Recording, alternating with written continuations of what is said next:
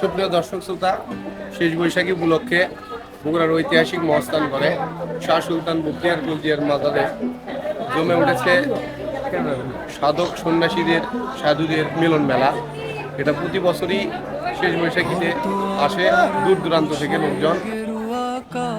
এটা আপনারা দেখতে পাচ্ছেন, এটা মসজিদের পিছনের অংশ। পাশেই রয়েছে শাহ সুলতান বাবার অপর সঙ্গীরা, সহযোদ্ধারা। আজকে শেষ বৈশাখী উপলক্ষে সুন্দরভাবে সাজানো। আপনারা দেখতে পাচ্ছেন আমার পাশে এটা হচ্ছে মহাস্থান শাহ সুলতান বাবার মাজারের ভান্ডারখানা। এখানে দূর দূরান্ত থেকে সাধু সন্ন্যাসীরা এবং ফকির মিসকিনেরা আসে সারা রাত রাত্রি যাপন করে। রাত্রি যাপন করার পর এখানে অনেক লোক জিয়ারত মানত অনেক উদ্দেশ্য করে থাকে।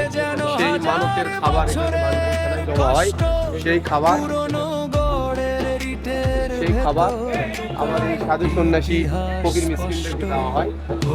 তারা রাতের বেলা এখান থেকে এই ভান্ডারখানা থেকে খাবার নিয়ে আহার করে।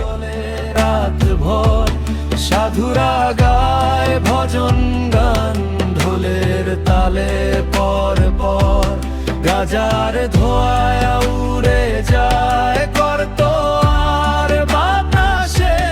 পুরনো দিনের গল্প ভাসে বাউলের আশ্বাসে।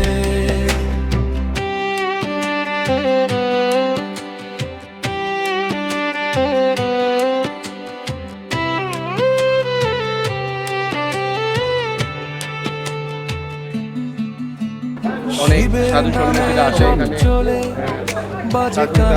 বাবার কবর জিয়ারত করতে। আপনারা দেখতে পাচ্ছেন মেলার ভিড়ে হারিয়ে যায় কত অচেনা কণ্ঠ। কেউ বলে সাধনা, কেউ বলে নেশার টান, তবু রাত জেগে গে যায় পথের সাধুর গান। বট গাছ তলায় বসে কেউ চোখ মেলে আকাশ দেখে, জীবনের দুঃখ